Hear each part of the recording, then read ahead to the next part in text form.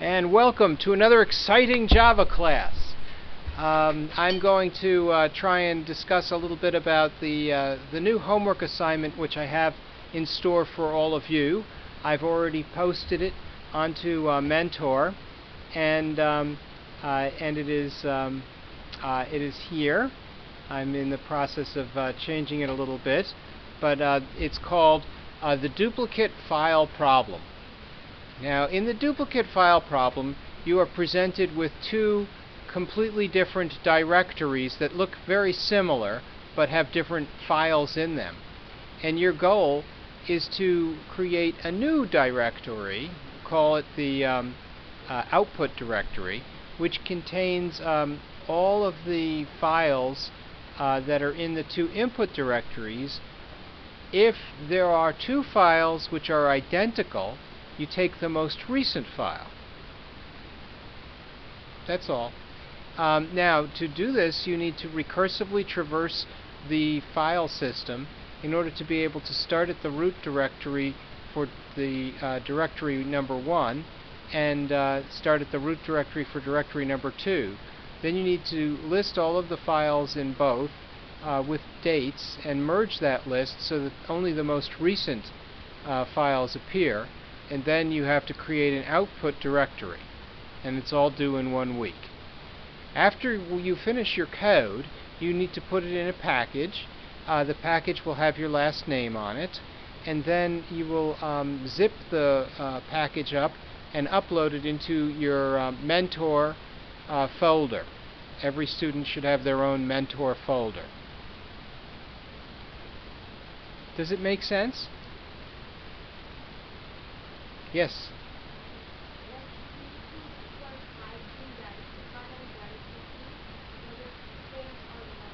It doesn't matter if the files are the same or not. If there are no duplicate files, then directory 3 will contain the output from both. If there are directory files, then the collision will be resolved by selecting for the most recent file. So it is the case that you will find files that are duplicates in general, and then you'll have to decide which one is most recent. We'll do the decision based on modification date. And so we need to select a file and find out what the date is, and then we have to determine if the other file that is like that file is modified after or before. So if it's modified after, then it's a more recent file. File absolute path name, because you could have two files with the same name in different paths. Those are different files, but in general, if they're going to go into the same directory, then it's going to be a collision, and then you have to decide which file to use. So it makes good sense to start by listing all the files in a directory. And I think it would be very good for us to have a plan of attack for this problem. So the first thing I would like to do is write a program that allows the user to select a directory, and then it will print it. And then I would write a program that takes that directory and lists all the files and recursively through that directory. Then I would like to modify the program that lists all the files and add the dates, the modification dates. And once I have that done, I think my time will be up, and it'll be ready for you guys to finish the program and give us some sort of an answer on how to create the merged new file. A lot of times we have two different folders with different versions of programs or files or lectures. We need to merge these things. This is a utility that will help you to do that. So it's a truly useful utility.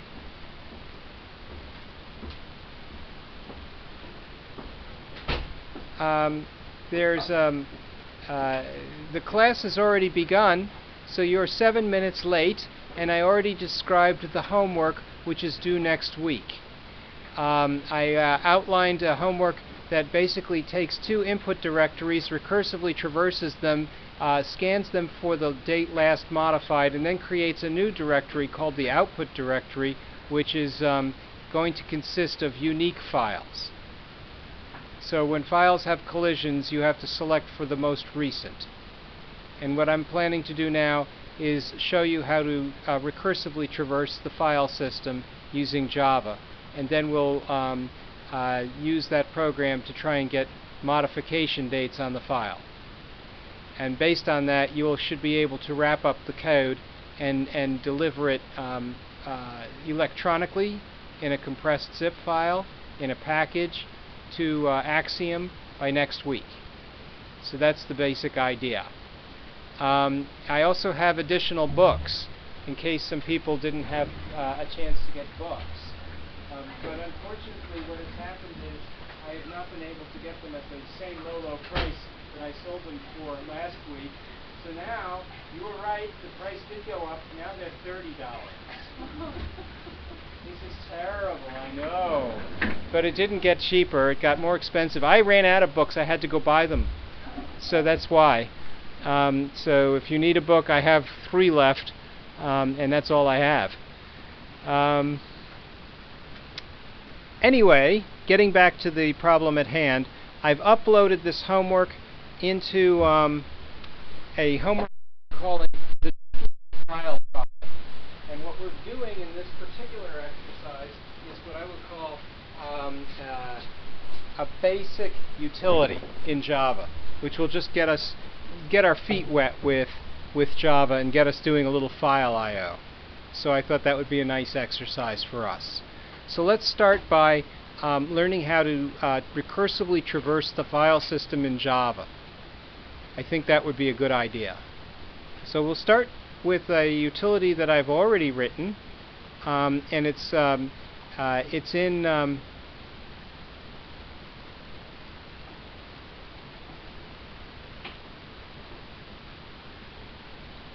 my file utilities package.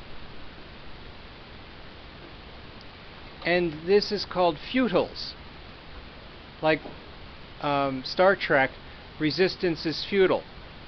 So the Futils contains a series of different file utilities which allow me to, I'll say, conveniently manipulate the file system, for lack of a better term, I guess.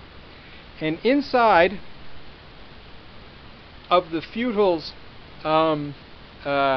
package, I have a class called dirlist. And what dirlist does is it lists recursively all of the files in a directory with a difference. And the difference is it has filters which allow you to select how to create the list. So if you wanted a list of only files that ended with Java, for example, it would do that. If you wanted a wildcard, so it said anything that includes, let's say, dir in it, you could say star dir star .java, and it would find all of that. So it has a way to do a little pattern matching as it builds the list. You can delete all the files in the list, so that can make this an exceedingly dangerous program. Don't delete all your files. If you're a beginner and you're not sure, it's very bad. In other words, I had a idea that you could just take 2 directories and merge them by destructively synthesizing the output and the input, a program that alters its arguments. That's very dangerous, too dangerous for a class project.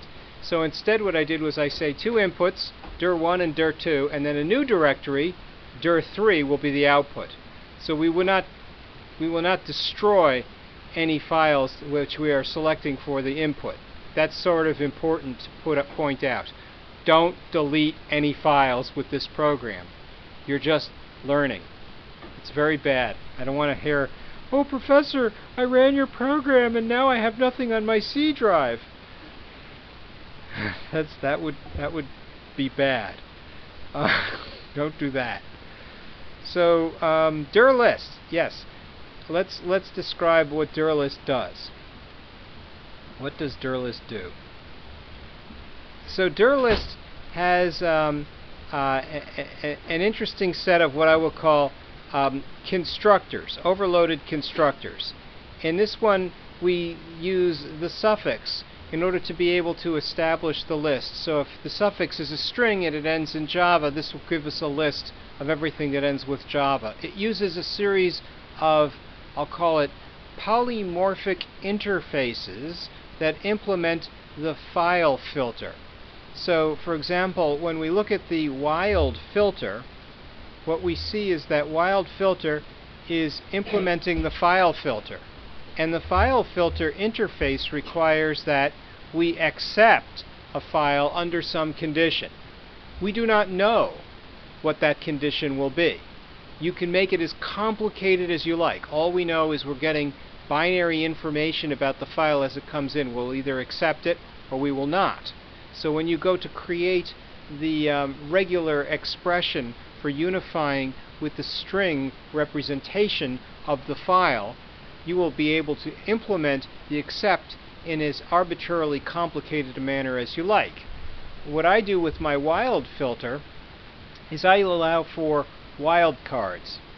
And wildcards can include a suffix, a prefix, or a midfix, where a midfix is any string that is contained by any other string.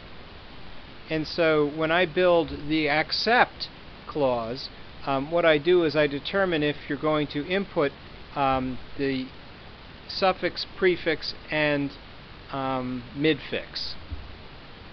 And so here, when you build the wild filter, we can establish the suffix and the prefix. Or if you build the wild filter, you could have a prefix, a midfix, and a suffix. And the accept will always check to see if the suffix is null. If it's not null, then it'll use it. If it is null, it'll determine what else is available. If the prefix is null, then it won't use prefix, it'll just use ends with. It'll just say, oh, if it ends with the suffix, then it's good. If the prefix is if the suffix is null, it'll look at the prefix if the prefix is not null. And that will say, look, if it starts with the prefix, then we'll use that.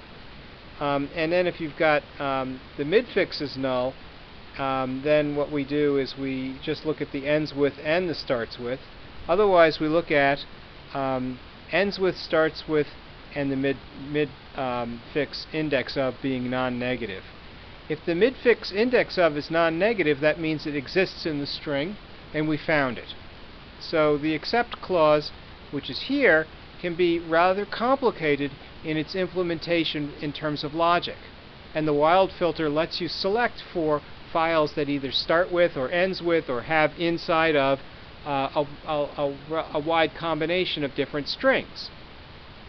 The reason I call this a polymorphic filter is because of its implementation of the file filter interface. So the file filter interface is one that's recognized by the Java I/O package. It's used in the JChooser dialog, so it can restrict the list of files that you may encounter.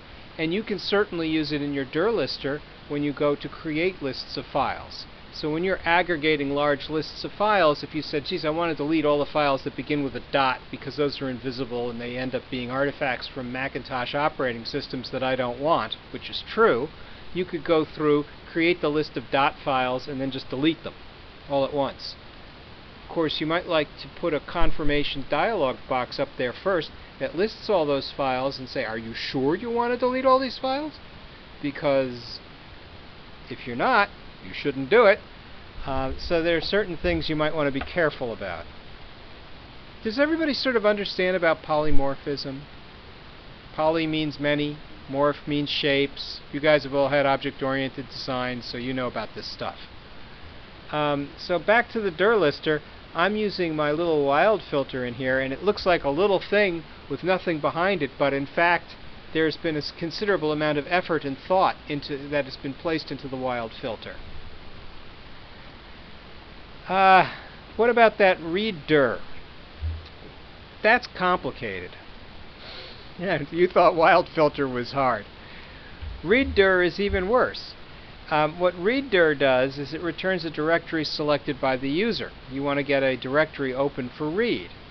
Well, what readdir does, what does readdir do? What readdir does is it uses a JFile chooser in order to be able to open up the file, let the user do the navigation, get an approval, maybe select files, and then do a return. And it'll return null if somebody cancels. So if you don't check for cancel, you're going to throw some sort of file not found exception at runtime, I/O exception at runtime. So this is not necessarily the nicest way to implement it, but I've been using it for some time now. So there's my dir lister.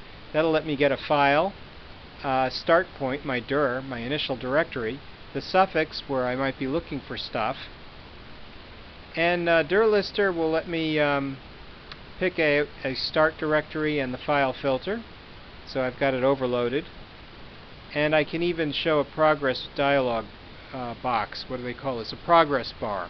So I put in a nice little GUI just in case you're thinking of navigating through the entire root of the C drive, because that will take time. So you want to, if you're ever at a point where you're designing a graphic user interface and you're thinking that you're going to let the user hang around for a few seconds or more, it's really nice if you can put up a progress dialog box. I forget exactly how many seconds it is before it's impolite, but anything over 5 seconds I should think you'd like to say, oh look, we're really working, we're not just hung. Because otherwise users tend to click more than once and they go, it's not working, it's not working, and you have to say, oh, you have to be patient. Well, that's the progress dialog box telling us to be patient. So the other thing I'd like to do is sort of run this. I've got a little program in here. Let's see if I can run it. So he says select a root directory. I guess I'll select J4P lectures, hit open, and it lists everything. So this is giving me what's called a fully qualified file name. A fully qualified file name includes not just the file name at the end, but all the stuff that comes before it in order for the file to be uniquely identified in the file system. So no two file names should ever be the same, but if you're comparing two directories, you may want to compare it from the root of the directory, but not necessarily the root of the file system. So if I have two different file folders, one is called folder 1 and the other is called folder 2, and they contain similarly looking files, when you do the compare, you're just going to want to start from folder 1 and folder 2, not from C:, not from all the way up top. So you'll have to decide what makes sense. For me, it might want to be starting from J4P lectures, not starting from Dropbox, because I could have two different folders in Dropbox, but what I did was I started with J4P lectures. That's my root. Now if I go to find a second directory, it might also look like a J4P something or other.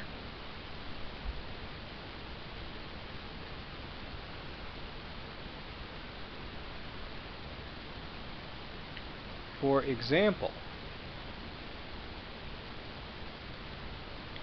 here's a J4P, and there's a J4P.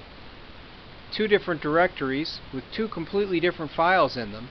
If you're going to merge them, you'll need to be able to select both. But when you decide which one you're going to keep, you're going to end up having to navigate from just the folders that are selected. So if I start from here, I get a rather different set of files. This is not the same file set.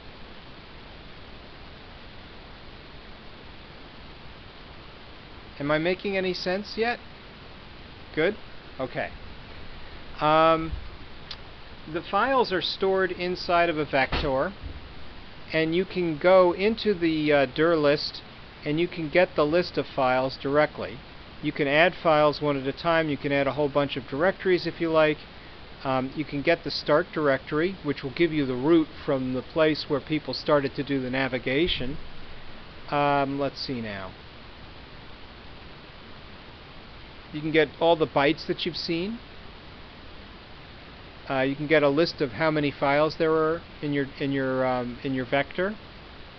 You can get an array of file type, a homogeneous set of file instances that you could then traverse. So in some sense I could claim this does a great deal, right? This is a fairly powerful tool. It takes care of a lot of the problems that you might have if you were going to build your own tool from scratch. Do you have to use my tool? No, absolutely not. But you might want to at least consider it. If you've already done the build, maybe it's not that hard to use the tool.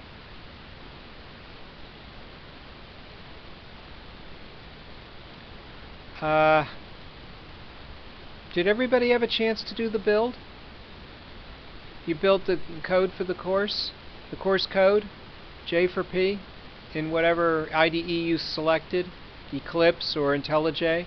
That was kind of a work it on your own kind of homework assignment. Did anyone have any trouble doing the build? No issues? Nothing? I should just run through the attendance list.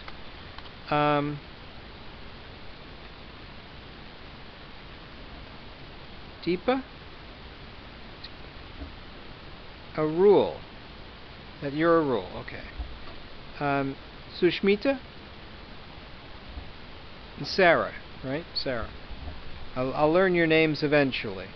And I'll say hello to Jose and Stefanos. They're distance learning right now. Hi. You can see me waving, right? So it is the case that there were a couple of things that I wanted to point out at the beginning of the class.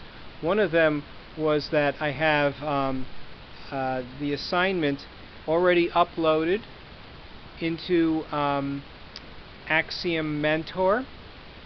The problem statement. 2 directories go in, 1 directory comes out. The directory that comes out has the most recent set of files. If there are no overlaps, the number of files in the output will be the same as the number of files in both input directories. So if the input directory has 50 files for directory 1, and the input directory 2 has 50 files, and the output directory will have 100 files, assuming the input files do not overlap. But if they do overlap, you have to take the union of those 2 files and decide by disambiguation which one is most recent. And then you just keep the most recent file. And remember, don't delete files. Okay? So the next question is, now that we know how to get the big list of files, how do we get the date a file has been modified? That's very important. So I have sort of an answer for this. I googled it myself. It says file. I get file.lastModified, and then there's a nice way to actually format the date. And so if last modified is something that we can do, then it might make sense for us to make a file, select it, and determine when it was modified last. Then check that date against what Windows tells us. So I'm sort of interested in this. I've never quite done it myself. Here I can go and get a file list, and this will print the files, but I've never actually gone through the files to determine when they were last modified. I think that's an interesting idea. So what would happen if I went through the file list, and I suppose I could just write a program, right? Suppose I said something like this: for integer, whoops, thank you, IntelliJ. Integer I equals 0 while I is less than fa dot length. Enter. I plus plus. So I'll iterate through my big list of files, and I'll say something like this. fa of I dot last modified. Sounds simple enough, and I don't know exactly what that's going to do, so I'll just say S out, Control J, enter. Oops, Control J, enter, and then maybe I should put the file name in there. fa of I plus quote last modified IED end quote plus, and then I need another end parenthesis, and what does that buy me? Kind of a mess, really. I need to clean it up. Maybe I don't even have to put in last modified. I'll just put in the date. Oh, I have a better idea. How about this? Why don't we, since the dates are all going to be formatted the same, I'll put the date in first, and then I'll put in the I'm sort of doing this on the fly. Plus space quote. There. How's that? And I don't need this anymore. So, my fancy program. It has for loop, goes through each file, prints out the file, fully qualified last modified date, and file name. What could possibly go wrong? We'll start with books and see what happens. Open.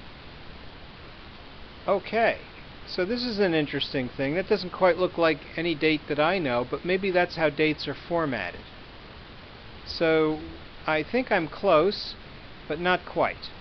I'll use my fancy simple date format thing, which gives me hours, minutes, seconds, and month, day, year. I'll copy that. Probably only need it once. And then Alt Enter to import, and then I'll say something like this: sdf.format, and then I'll put in the date, and maybe I should spell format right. Format. How's that? Oh, this needs a semicolon. What else? What could possibly go wrong? Okay. Yeah, that sort of looks like a, I don't know, dates. Looks like dates. How do I know if this book was modified after that book? Or how do I know which file is most recent?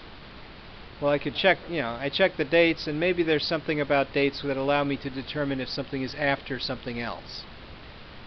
So last modified probably returns something of date type. Returns a long, actually. So if I know when it was created in milliseconds, then in theory that must be some time after, let's say, 1974, whatever it is the computer uses as standard.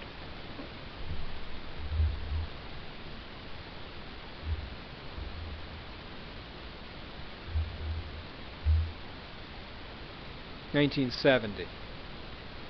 So it's milliseconds since 1970. So presumably your Java program was written after 1970. I think that's a good assumption, because they didn't have Java then. What did they have? C? Fortran? B? They had B before C, right? BCPL and B, and Snowball and Algol. Not Pascal, not yet, not till 1971, I think. So it's a yeah, it's an interesting point. This should work.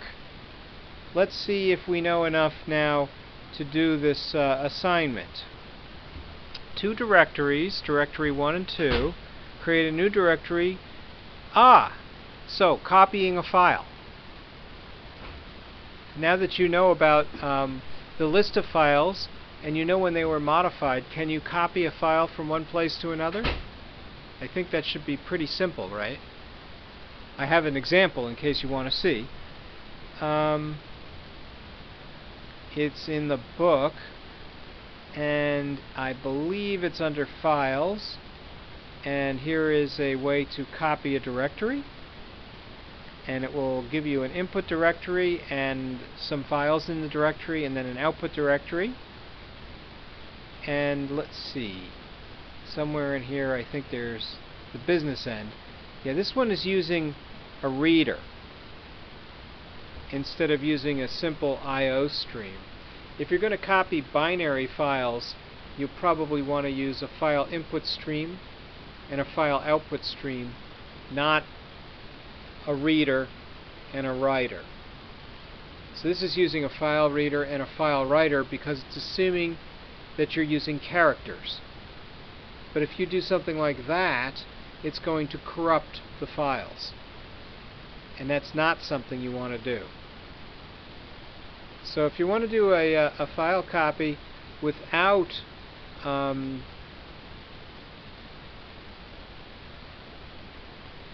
going through readers and writers, would you be able to?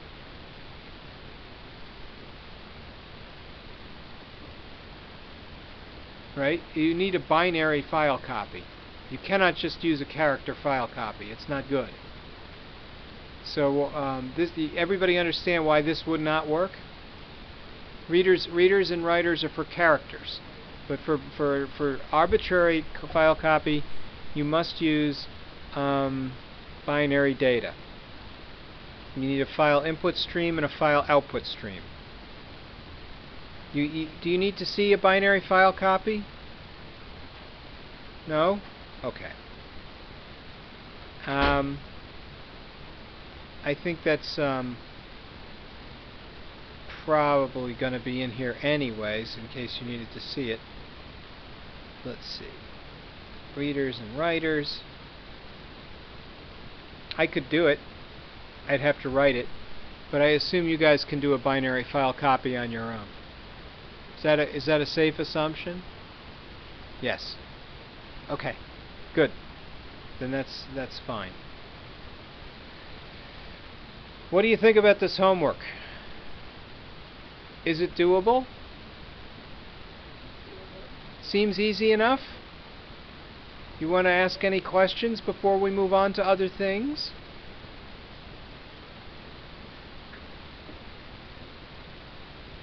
No? Oh, well, if you use my Dirlister, it comes with enough of a GUI to give you, you know, the interface. So, in general, you know, you could, well, I leave it to you how fancy you want to make your graphic user interface. You may, in fact, like to create a nice dialog box with text fields that show the actual path, and then gives us a button to change the path. But the way I did it was I used a file open dialog box to select the directory, and I use a file save dialog box to select the output directory. So based on those 2 or 3 dialog boxes, I have sufficiency. On the other hand, it is possible to create something a little bit fancier if you like. I have, I think in my directory copy example, I show something a little bit different. Let's see.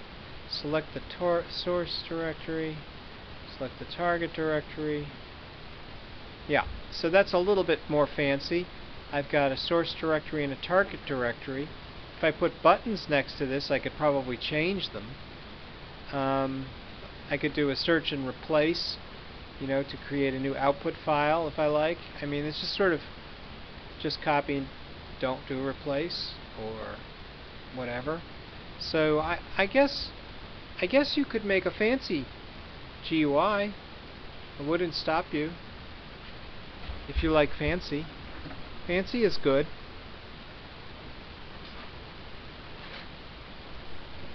What else?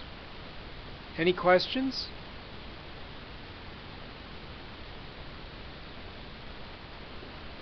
It's a simple assignment. If you're wondering where we are in the book, chapter 15 is streams, and I/O streams, binary file copy, that's all in there. So we are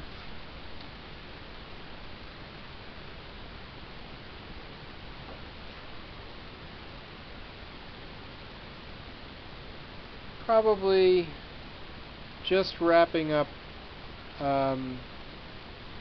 file I/O. How about this idea of doing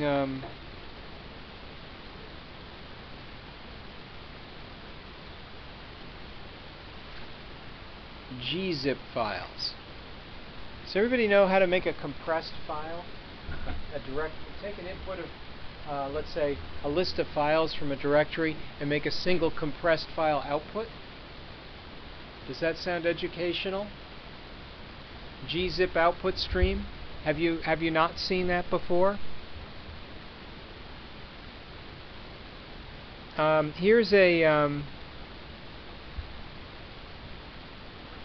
Here's what I'll do. Let's create a program that inputs a list of files and then creates a single output file called the gzip output stream. Does that sound educational? I'm not feeling the love here. You have to fight the Facebook like with Facebook love. So right, this is sort of one of those things where I have a few examples which I could show you, but it's sometimes better to write something from scratch.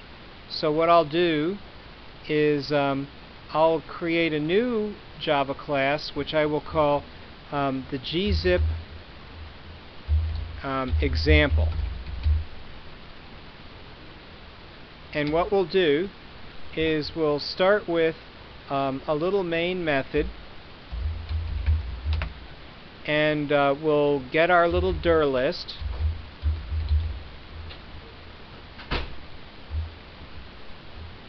and we'll make it so that it always gives us all of our Java files. So this sounds like a useful thing, right? And we'll start with the suffix .java. So anything that ends with a Java is interesting for us. And then what we'll do is we'll need to give it a start directory. So what we'll do is we'll say something like this: feudal dot get read directory, and we'll select our source code, because I'm going to compress all the source code in my program to create a new output file. But first, what I'd like to do is I'd like to make sure I got all the Java files for the I'm going to write a program which will effectively compress itself. So it's a sort of, I'm going to go through and list all the files in the program, including the file that's listing itself. And so what we'll do is we'll say something like dr. Print get files, and then we'll go to the print utils, hit print, and this should list all of the files that end with Java. How's that grab you? Does that? What about this business about print utils? What does that do for me? Well, print utils is just a way to print stuff. It takes a whole list of objects, and then it goes through and prints each one. So I find that just very convenient. I don't want to have to keep writing for loops all day long. So I just call printutils.print and pass whatever, and it does the right thing.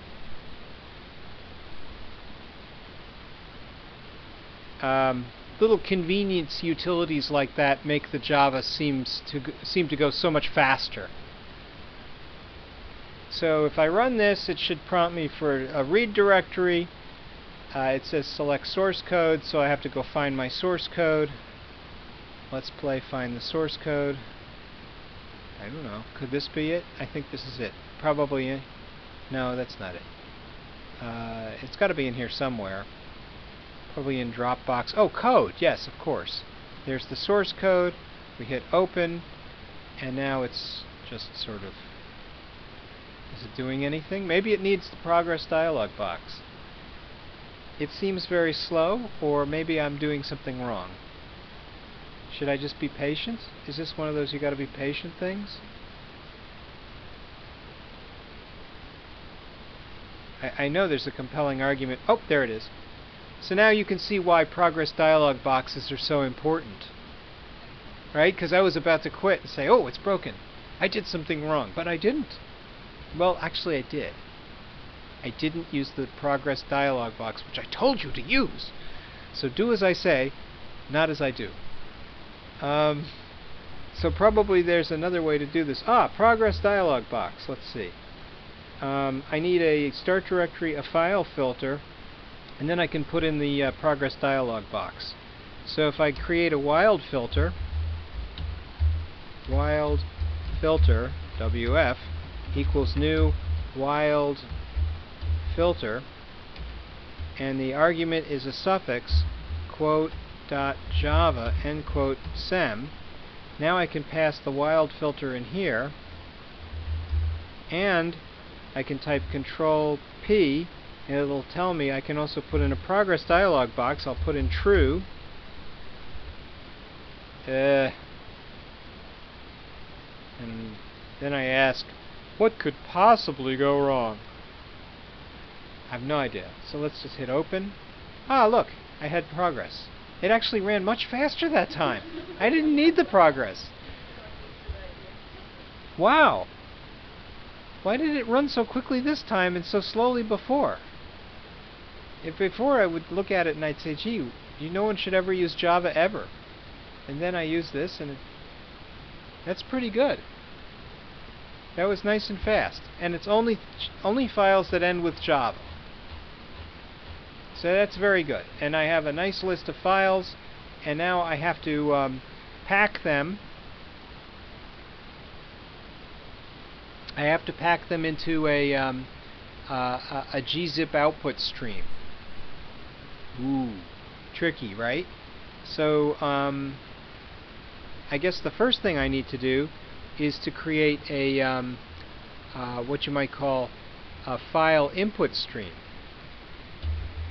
Oh, I need to go through each file, read the file into the file input stream, then make a gzip output stream and write the file out to the gzip output stream. So I need like a for loop. So file array equals dl.getFiles, and then alt enter, and now I have to write a for loop for integer I equals 0 while I is less than fa.length, I plus plus, and now I'm going to have to create a file input stream from each file. Read from each file one at a time. So I'll have to do something like this. File input stream FIS equals new file input stream, and I'll have to read in FA of I, and now he's giving me a hard time. What's his issue? Exception to method signature. There we go. Yeah, a file not found exception is a caught exception. If you remember, there were two kinds of exceptions, caught exceptions and runtime exceptions. Caught exceptions, you either try and catch them or you throw them in the calling block. So I threw it in the calling block. So then,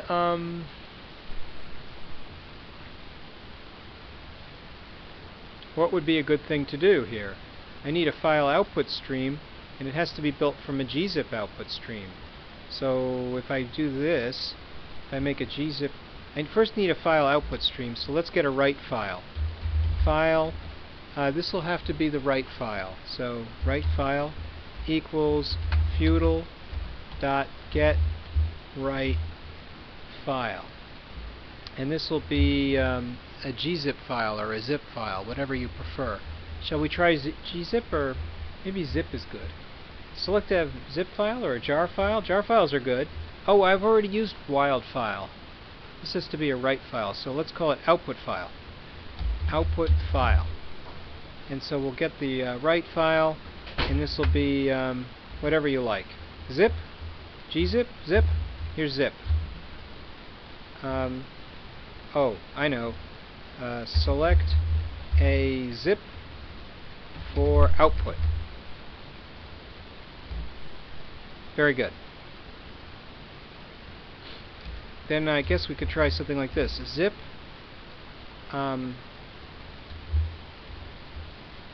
file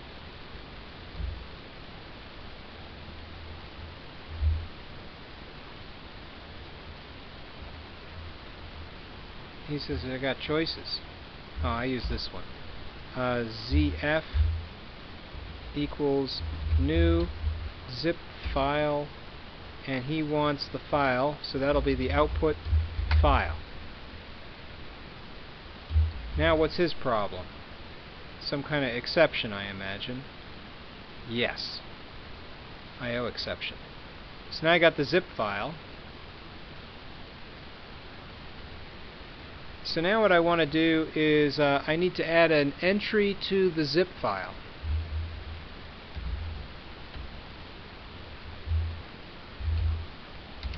How does one do that? So let's see now. Get name. There should be like a way to set the name.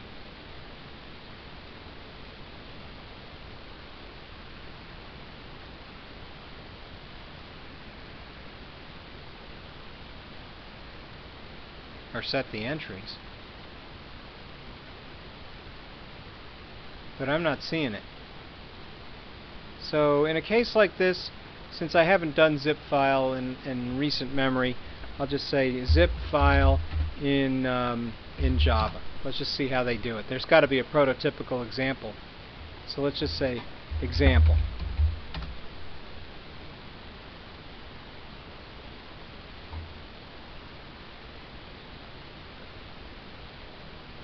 Usually I think about gzip output streams or jar files. I don't really do zip very often.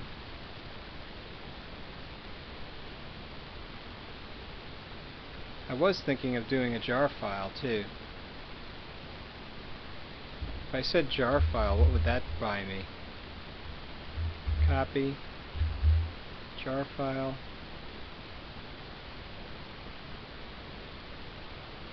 And now if I said JF, or instead of ZF, would that do me any good?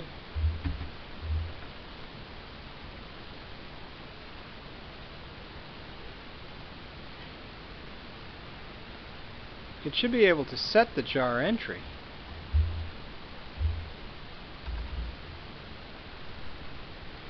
Let's see what he has to say for himself.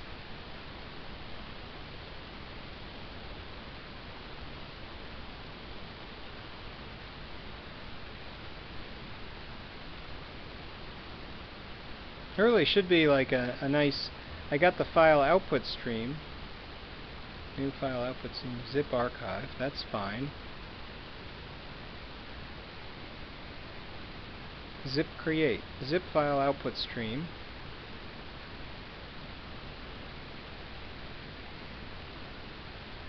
You have to do a put next entry.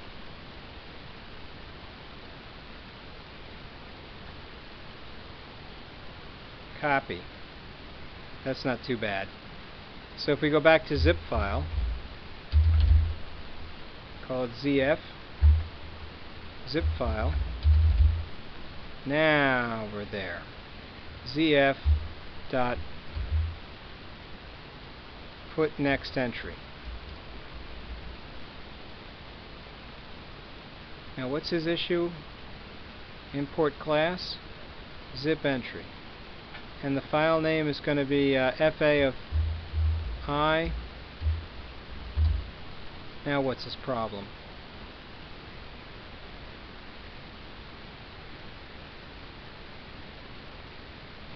Oh, you have to convert it to a string? Yep. And now what's the issue with the entry? The zip output stream. So a zip file is different from a zip output stream. This has to be a zip output stream. Output stream. That was the problem. Key. Now what's his issue? Alt enter. We're there. Now what he... Ha! If it's not one thing, it's another. He doesn't like file. He wants file output streams. So I have to say new.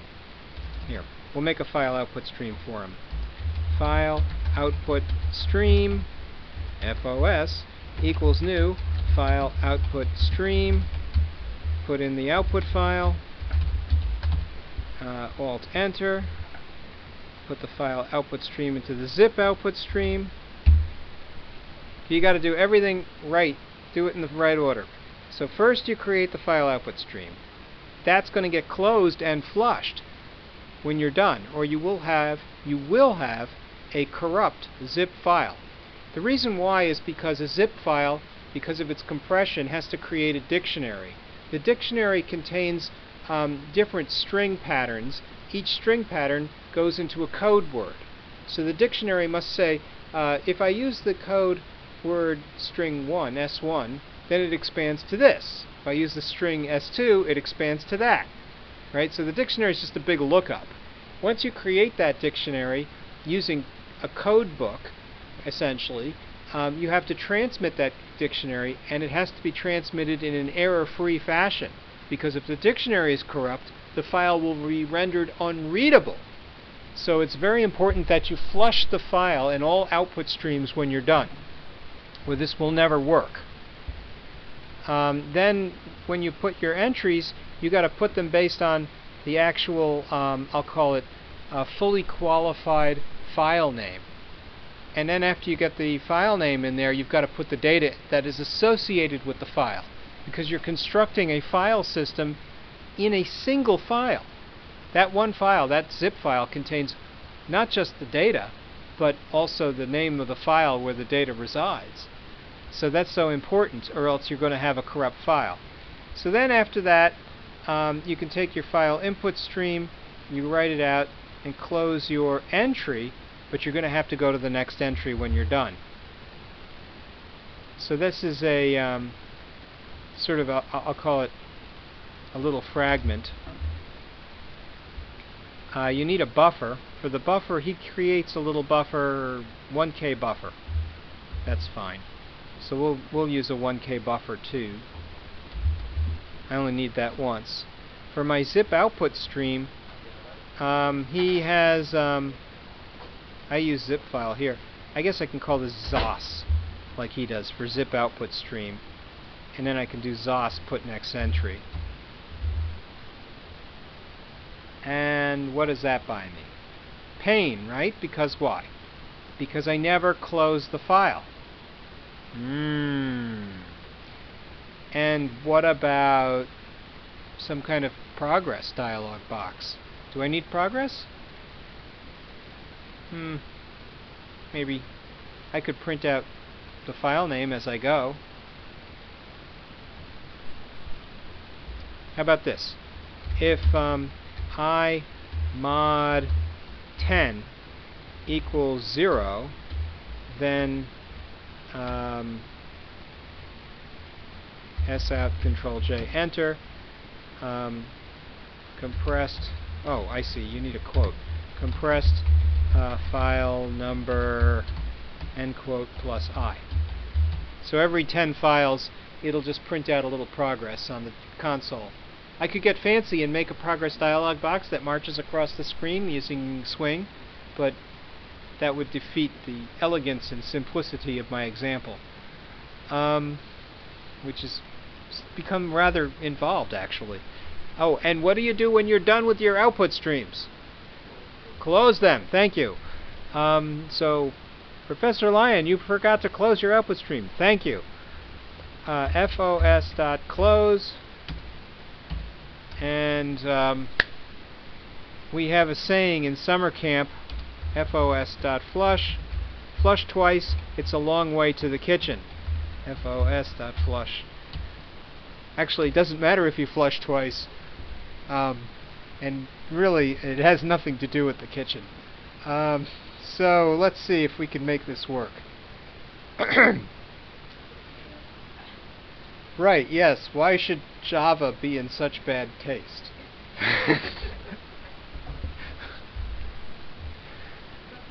Yes. Oh, the one I just wrote? Oh, well, this is part of the code for the course, and what I did was I sent the Dropbox link to everybody, but I'll do that again, just so that you guys can have it. You don't have the code? I thought that was going to be something you guys would build as part of the homework from sort of the do-it-on-your-own homework from last time. But I'll make sure you have it. Let's run this program first and see if it works, because I'm very anxious. It says select a zip for output. It ran very nicely. It ran nice and fast. I wonder if it's correct. Let's give it a good name. foo.zip. Save. Compressing. Compressing. Oh, I forgot to print done. Is it done? I don't know. I should call system.exit of 0 or print done or something. I think so. I think it might be done, but maybe it isn't done. It looks done. It looks done. I think we need to print something. How about if we stop with the flush nonsense and then do something like S-out, Control-J, enter, quote, done.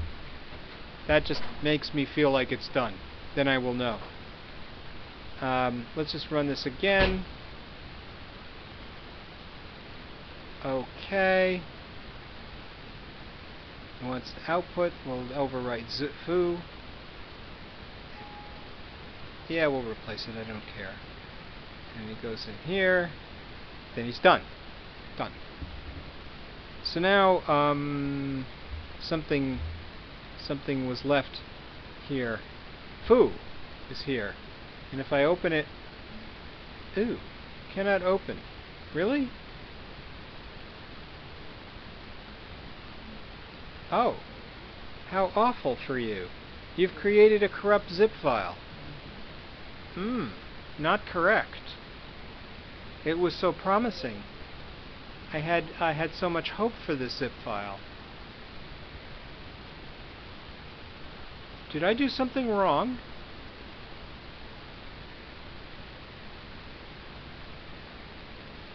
Obviously. Obviously I did something wrong. What did I do wrong? It seemed so innocuous.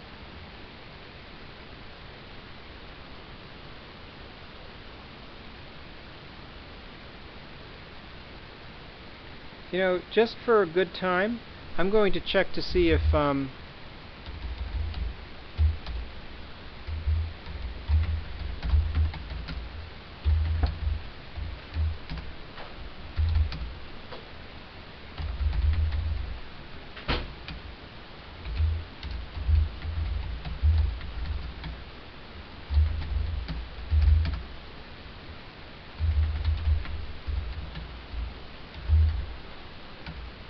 oh! How about that?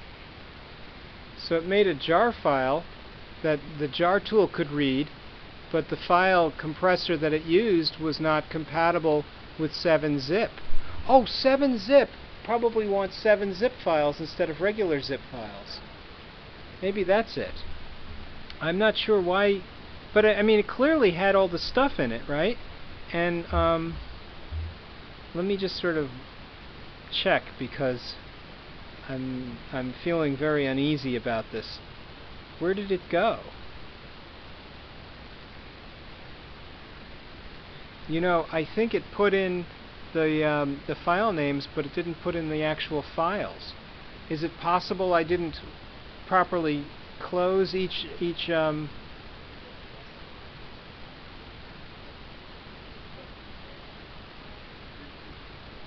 Oh, I should just get the file name and not the fully qualified file. Oh, maybe. No, that doesn't make sense, because the file names could conflict. They might be two names with the same identity. Maybe I should have started with the start dir and started there. There's something fundamentally wrong here. I agree with you. ToString doesn't seem like the right thing. What if we just did get name? I don't feel confident that that is a correct approach. Let's see. Put next entry. ZOS right.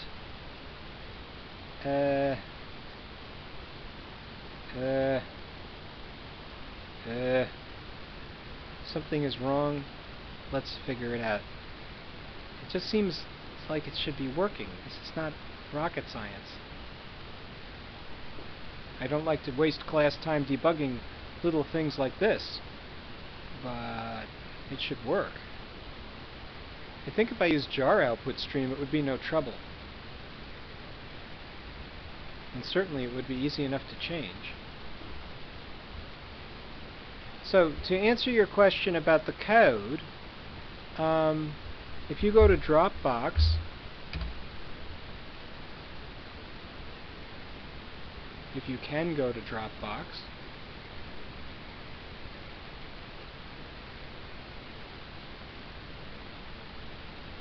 here's the code. Share link.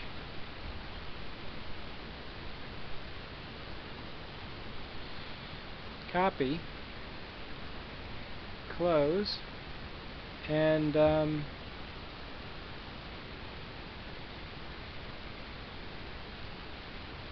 I'll just paste it in here.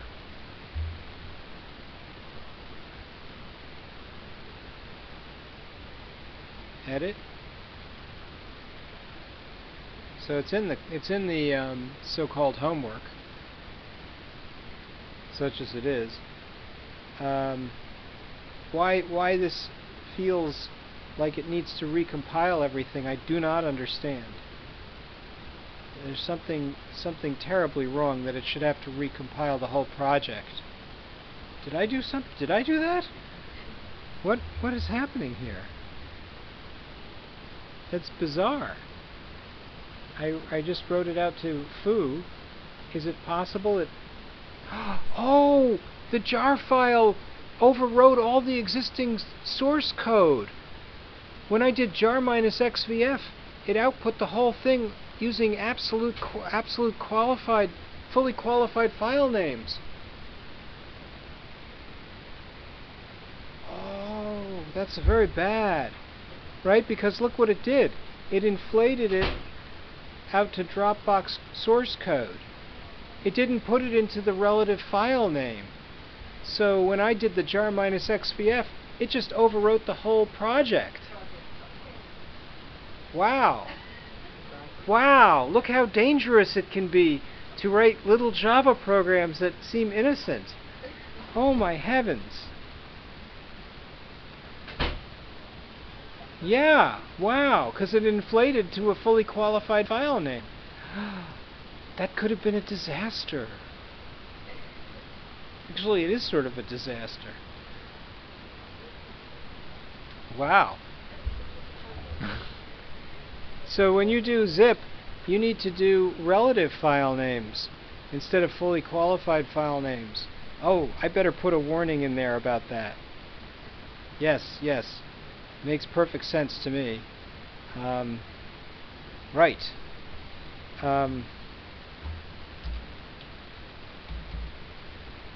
Dangerous program. Uses fully qualified file names. Files. Bad, bad, bad. Don't do this. Whoa, it's a good thing I'm doing it on my computer and you're not doing it on your computer. Because that would be... Actually, it's really very good for me to make this mistake in front of the class. Just think of how educational it is that you're not doing this on your own machines and wiping out your C drive. Just think of how happy you are to be here in lecture today, to watch me screw up my computer so you don't have to screw up yours. Thank you, Professor Lyon, for screwing up your computer and saving us from doing it to ourselves. Yes, quite right. So you need, if you're going to modify this program, don't use fully qualified file names here. FQFNs, fully qualified file names. That's a good one. Yep. Yep, I could see that. Very bad. Right? Because the file input stream obviously is going to give me a... See, there should be a way in the dir list to get relative file names. That would be the thing. So the dir list shouldn't just get me the files, it should give me all the relative file names. See, I don't have that here. That'd be a good one to do. Relative file names. Well, I know the directory.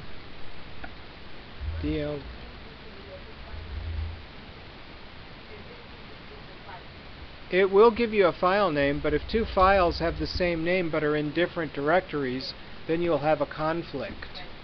That's what I was doing here to get the name. But that's not correct. What you want to do is you want to get the relative file name. That's so important. So when you go to create lists of files, you better use relative file names.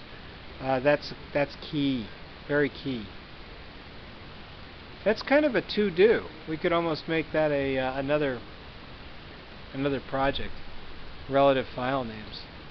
Yeah, because when dir list goes to create a file, a list of files, it creates absolute path names, not relative path names. That's very important. And it's not a very easy change to make. You could do it as a pre-process, or you could do it as a post-process. Since the dir lister already exists, I would suggest that we do it as a post-process, but not now, because it's too time-consuming, especially if you plan to do it right and go through a debugging, because it gives you the start directory. We have the start directory, so all I really need to do is strip out everything up to the start directory, and then from the start directory on I keep that. So if I get index of the start directory, I should be able to get the substring that starts there and ends at the end, assuming the start directory doesn't appear twice, and it shouldn't. So then I'd have to call a processing routine before I went and called get dir, get relative files. Very good. So what an innocent looking program, and it could cause so much damage. I wonder if I can compile anymore. I still have more compilation to do, because compiling this project is kind of a big deal. So while it's compiling, I have a great idea. Let's take a break. It's a good time for a break. And then by the time you get back, this will be done compiling.